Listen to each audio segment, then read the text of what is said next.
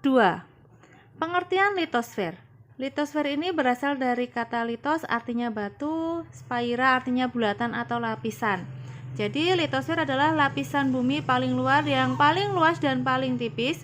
Karena itulah lapisan ini sering disebut dengan kerak bumi. Nanti kerak kulit bumi itu ada kerak samudra sama kerak benua. Bisa dilihat gambar lapisan bumi.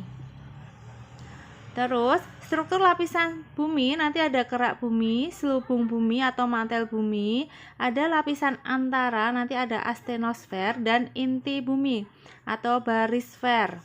Struktur lapisan kulit bumi, litosfer, itu nanti terdiri dari kerak bumi dan mantel bagian atas. Kerak bumi dibagi menjadi 2, nanti kerak samudra dan kerak benua. Ya, ini bisa dilihat perbedaannya. Ada kalau kerak benua itu sial, silinium, aluminium. Kalau kerak samudra itu silinium, magnesium. Yang selanjutnya yaitu batuan. Batuan adalah bahan alami yang menyusun bumi. Nanti dibedakan menjadi 3, batuan beku, batuan sedimen, batuan metamorf atau malihan. Nah, kalau batuan beku sendiri adalah batuan yang terbentuk dari magma pijar yang membeku menjadi padat. Macam-macam batuan beku, ada batuan beku dalam, batuan beku luar, dan nanti ada batuan beku gang, korok atau celah. Bisa dilihat di situ sudah ada contoh-contohnya. Silahkan kalian catat atau bisa kalian tambahkan sendiri ya. Yang selanjutnya yaitu batuan sedimen. Nanti ada sedimen klastik, sedimen kimiawi, dan sedimen organik. Di situ juga sudah ada contoh-contohnya.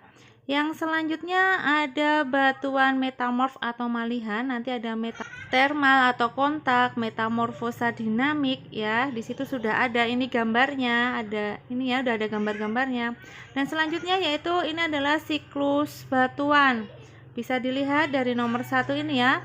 Batuan itu diawali dari magma yang ada di bawah lapisan kerak bumi, mengalami pembekuan menjadi batuan beku, kemudian mengalami pelapukan, pengangkutan dan pengendapan, membentuk batuan sedimen, dan kemudian mengalami metamorfosis, yaitu membentuk batuan metamorf yang akhirnya kembali lagi melebur menjadi magma dan akan berputar seperti itu lagi. Nah, ini keterangan dari gambar tadi. Silahkan kalian gambar dan beri keterangan. Yang selanjutnya mineral.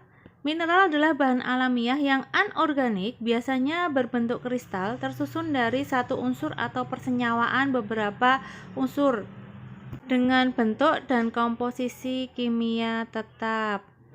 Yang selanjutnya yaitu proses tektonisme. Tektonisme sendiri adalah proses gerakan pada kerak bumi yang menimbulkan lekukan, lipatan, retakan, patahan ya, atau relief dalam permukaan bumi. Nanti dibedakan menjadi 2, epirogenetik dan orogenetik.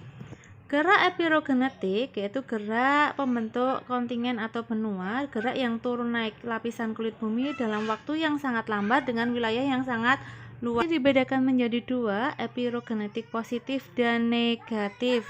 Di situ sudah ada gambarnya ya. Gerak orogenetik yaitu gerak kulit bumi yang cepat dengan wilayah yang lebih sempit yang menghasilkan lipatan dan patahan. Lipatan atau fall terjadi akibat adanya tekanan horizontal dan tekanan vertikal. Bagian yang menurun nanti disebut sinklinal dan yang terangkat dinamakan antiklinal. Nah, ini gambar ya macam-macam lipatan. Patahan atau sesar terjadi karena tenaga horizontal atau vertikal pada kulit bumi yang tidak elastis. Bagian yang mengalami pemerosotan disebut graben atau sleng.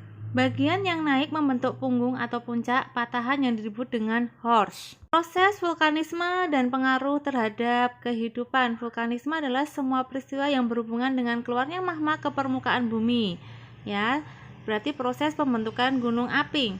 Terdapat gerakan magma, nanti ada ekstruksi dan intrusi.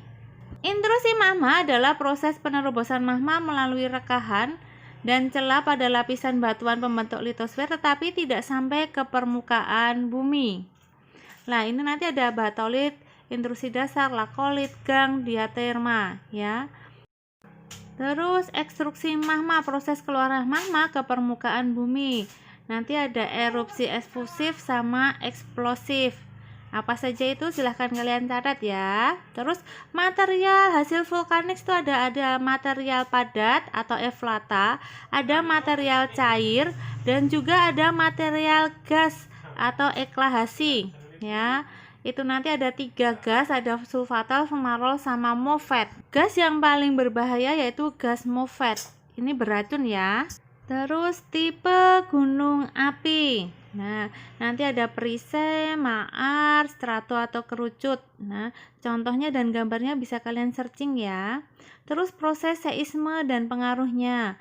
Gempa bumi atau getaran seisme adalah getaran permukaan bumi yang disebabkan oleh kekuatan dari dalam dan umumnya berasosiasi dengan gerakan lempeng. Nah, kalau pusat gempa yang ada di dalam bumi disebut dengan hiposentrum, sedangkan pusat yang ada di dalam bumi disebut epicentrum. Jenis-jenis gempa bumi berdasarkan sebabnya. Alat pengukur gempa disebut dengan seismograf. Rumus mencari jarak epicentrum ya. Terus ada contoh soalnya. Silahkan kalian catat dan perhatikan.